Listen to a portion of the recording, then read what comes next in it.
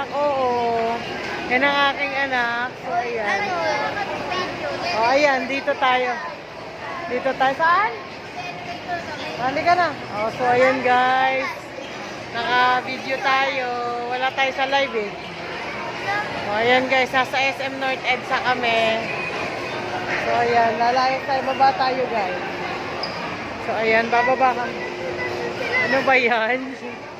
O, ayan guys. Nasa SM North kami. Ngayong araw.